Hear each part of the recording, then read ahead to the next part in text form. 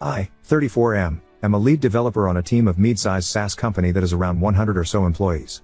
Basically, we are large enough that there are employees we can see, recognize, but not necessarily know their names. Recently, we had a new hire, Krista 33F, who joined the PM part of the project I'm working on. I have a history with Krista from college. In college I was a lot more in my own shell, I didn't really treat myself well, and was very much the introverted nerd, down to bad posture and poor fashion sense. Krista, she did have quite a few friends in college, but at least in my view she wasn't super popular, but she was well liked and was conventionally attractive. We shared a few classes together and one day asked me for some help on an assignment. I helped her on it and we talked, and from the sound of things, she seemed genuinely friendly to me. I helped her on a few more assignments and finally she asked me if I wanted to meet her after class at a coffee shop and talk. I said sure, and when I got there, Krista was nowhere in sight. I waited about 20 minutes before I called her. She answered and started laughing, and I heard several other voices laughing, Krista saying something like, "Why would I want to date a fat loser like you?" Looked out the front window of the shop and saw one of Krista's friends holding up her camera phone and it looked like she was recording. Next few weeks there were jokes about me, flyers with my face from the coffee shop vid plastered up with creep in bold letters on top. Kept my head down, and within a month the next big thing popped up on campus and I was forgotten. Didn't stop Krista and her friends from going ew. Creep. When they saw me, but I guess for the rest of the campus it got old, so I never got accused of anything, or even really ostracized by the rest of the student die. After college, I did learn about self-care a bit better, plus I usually am with other programmers so I really don't stand out as a social outcast. When Krista was introduced to our team, I don't think she recognized me, and it's only been a week, but I want to know if bringing up the college incident is even worth it for HR. Most of my rational brain really wants to just let this go, treat Krista as a new person, and get on with me, but I have a small fear that she might tell a skewed version of the college events and sour the team I'm on against me, so I should at least disclose to HR so in case she does start telling tales I have recourse. Reddit, Wibta, if I told HR about my past with Krista? Update 1. Yesterday some things happened, some bad, mostly good. There were mixed responses, most telling me to tell, but one HR professional saying I shouldn't. Due to the mixed messaging, I did consult a local employment lawyer. The lawyer told me that I should make HR aware of the past I have with Krista, but make it clear that there was never anything disciplinary acted upon me in college. He asked if my job had a copy of my transcript, and I verified that it did. Lawyer asked if there were any third parties that would verify the harassment and see if I could get their names and contact details if needed. I knew 2 people back in college that I still had on my LinkedIn and was certain they would tell the truth, so we were good there. Lawyer told me to just request a meeting with HR and my supervisor, say there was a past with Krista, there was never any charges or disciplinary action, and I have 2 witnesses if they ever need verification. So that was what I did. Friday morning, I came into the office and sent HR and my supervisor an email requesting a formal meeting at 10 a.m. My supervisor came to my desk and asked if everything was okay, and wanted to make sure I was happy. I told him everything was fine, I wasn't leaving, and it wasn't anything with him or the team. He seemed relieved and by 10 a.m., we rolled into the conference room with the HR officer. I thanked them both for taking time out of their day to meet me, and then I did as my lawyer instructed.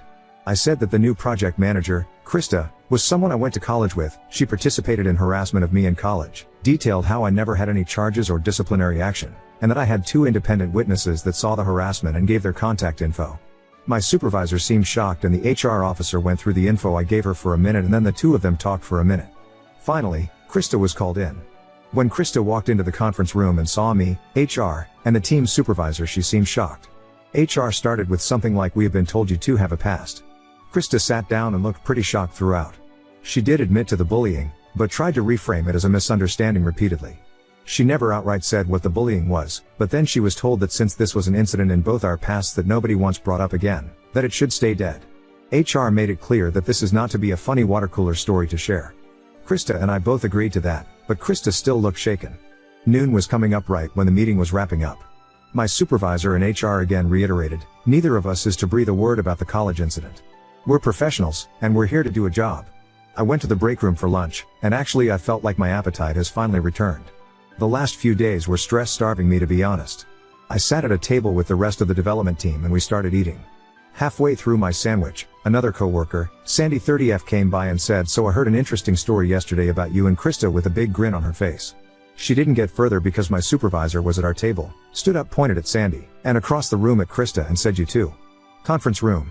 Now, I wasn't privy to what happened in the conference room, but I did see the HR officer go into the room 2 minutes later, looking pretty pissed and with a mustard stain on her shirt. I guess she got the call and was interrupted during lunch. Not sure what went on. The rest of my team asked what that was. I said I have no idea and just kept eating. 5 minutes later, 2 more coworkers on other parts of the project were brought into the conference room.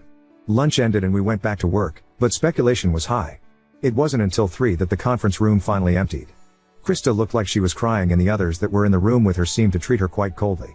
Not sure what this will mean, but it appears for now, Krista is still working here. But I appreciate the lengths HR and my supervisor are taking to ensure this won't blow up further. You too. Conference room. Now. I actually smirked like the Grinch when I read that. It is awesome that your HR department acted so quickly. It is obvious that Krista hasn't grown up even a little bit since college. Update 2. Monday wasn't a shit show, so that was good.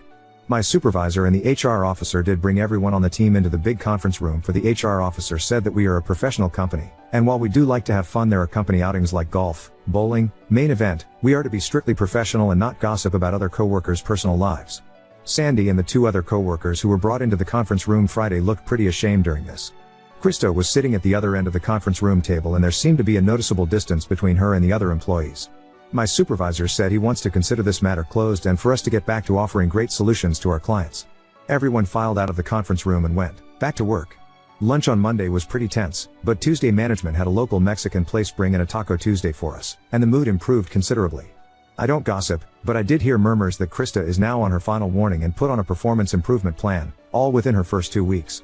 Not sure how true these rumors are, but with how isolated Krista now appears to be to the rest of the team, it is clear that everyone else is not willing to socialize with her beyond their work functions. I considered this matter closed myself, and if Krista worked hard and got her redemption arc, I'd have been fine with it. But then last night happened. Not sure where Krista got my address, but she was outside my house last night, and luckily my doorbell camera caught it, so I can pretty accurately transcribe it. She rung and asked if we could talk. I said through the digital doorbell there was nothing to talk about, and she better leave because this is now harassment. She pleaded for me to come outside and discuss it. I declined and emphasized she's not welcome. She then said she had a crush on me in college, that her friends found out she asked me to coffee and pressured her to turn it into a harassment campaign, and she was afraid of them disowning her for liking a guy like me. Guys, I wanted to laugh so fucking hard. I was socially awkward back in college, but even I knew this was bullshit. Hell, I wasn't even interested in Krista for a date, I thought she wanted to be my friend. I told her that I didn't care what she has to say, she has to leave. She told me I could just ask Sandy what she told her and it would clear this all up. I declined and said that this matter in the office is closed. Krista finally made an exaggerated sigh and walked off. I took the video recording from the doorbell and sent it to the employment lawyer and will give it to my supervisor in HR today. I will be shocked if she will last longer than this Friday now. UPD, 8-3. Krista is fired. I didn't even have to send HR the doorbell cam vid, but I did send it to the lawyer I was talking to. Lawyer is drafting a cease and desist and potentially a restraining order if needed.